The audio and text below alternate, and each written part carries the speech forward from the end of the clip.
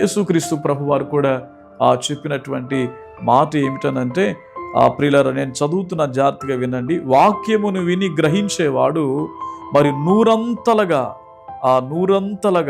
60దంతలుగా 30దంతులుగా వాక్యాన్ని మనం వినటం, చదవటం, గ్రహించటం ద్వారా మన జీవితంలో ఇహమందు ఫలించే వారంగా ఉంటాం. ఇది నాన్న అటువంటి గొప్ప వాక్యాన్ని నిర్లక్ష్యం చేయకండి.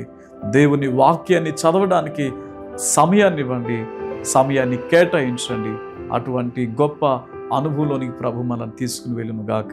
ప్రార్థన చేద్దాం. మహాగణుడ, పరిశుద్ధుడు అయిన తండ్రి, ఈ లోకంలో మరి నాయన ఎంతోమంది బిజీగా మా తండ్రి ఉదయం లేచినప్పటి నుండి సాయంత్రం వరకు హడావిడిగా తమ జీవితాలు నాయన పరుగెడతా ఉన్నారు తండ్రి.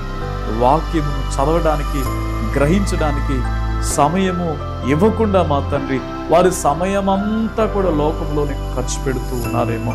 ఈ మాటలు వింటున్నటువంటి బిడ్డలు నేటి నుంచి దేవా బైబిల్ చదవడానికి, వాక్యాన్ని చదవడానికి, ప్రార్థించడానికి ఎక్కువగా సమయాన్ని కేటాయించే వారికి ఉండటానికి సహాయం చేయండి.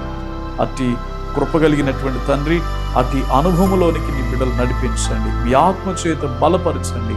యేసు నామమున వేడుకొనుచున్నాను తండ్రి. ఆమెన్.